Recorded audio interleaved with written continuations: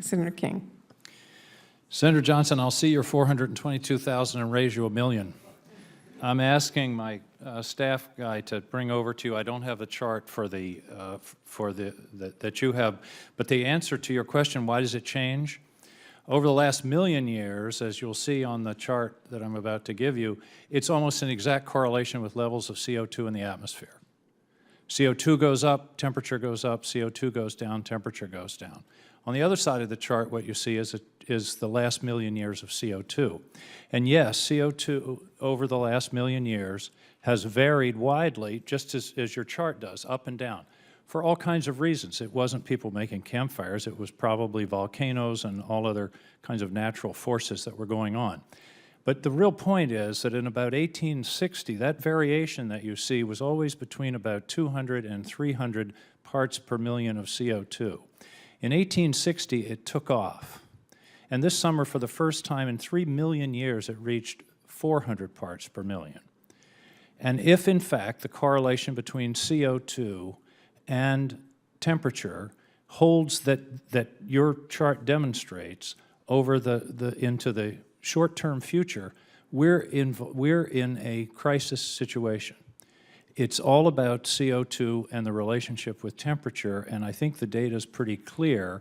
Yes, there's been a variation, but about the time we started burning fossil fuels in large quantities, it goes up very dramatically from a top level prior of about 320 parts per million to this past spring, 400. That's the big deal.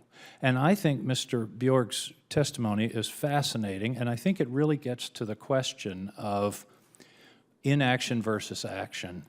And to me, it comes down to a formula.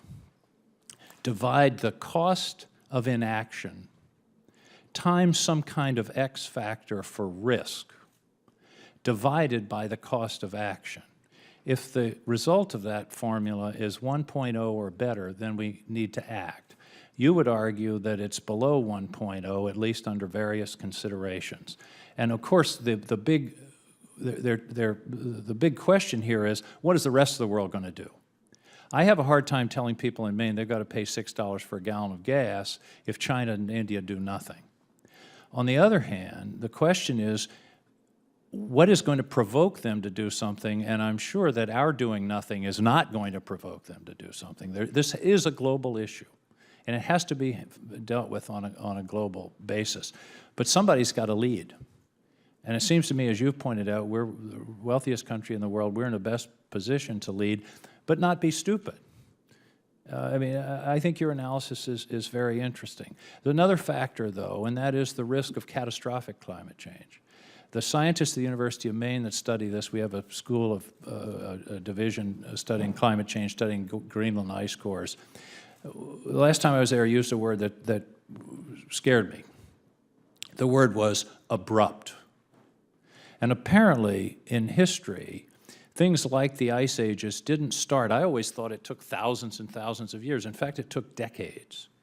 And if we have abrupt climate change that's triggered by this extraordinary rise in CO2 that does something like, for example, the melting of the Greenland ice cap, and that changed the route of the Gulf Stream, your country would be uninhabitable, along with Britain, Scotland, and all the rest of Scandinavia. That's what worries me, is the X factor. And I guess, Mr. Montgomery, here's my question. Do you have homeowners insurance on that house at Chesapeake? Yes, I do. And what do you reckon the risk of your home burning down is? Once every how many years?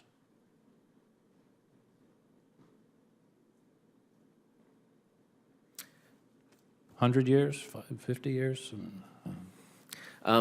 My wife worries about it more because she actually had her home burned down around her when she was a little girl. But I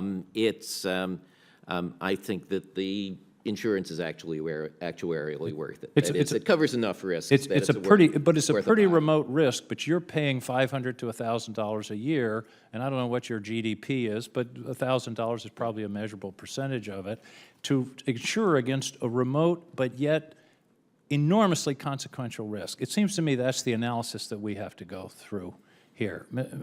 Dr. Bjork, your thinking? No, you're absolutely right.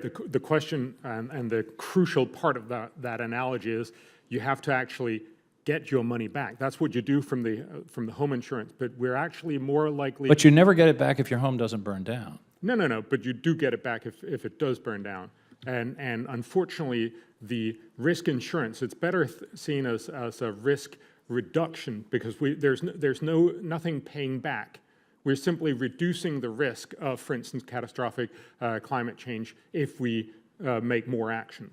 So we're reducing the risk, but we're not actually getting a premium. There's nothing, paying back the earth if it burns, if you will. But I guess we know that they're costs, but we also know that they're risks. And I guess the question is,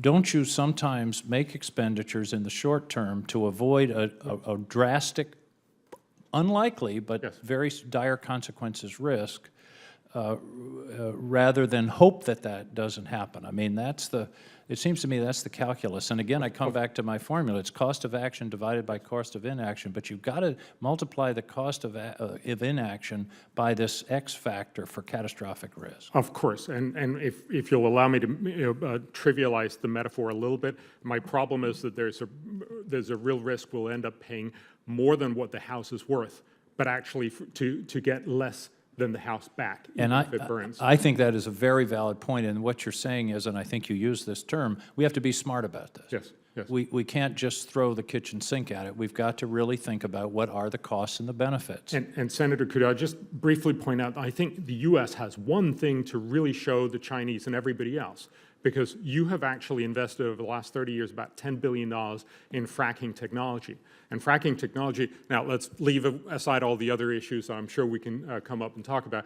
It has dramatically reduced U.S. carbon emissions. Right. And it's probably, we estimate it's in 2012, it reduced about 300 megatons of CO2. Remember, all the solar and wind in the entire world has cut 275 megatons. So you've actually cut more with fracking.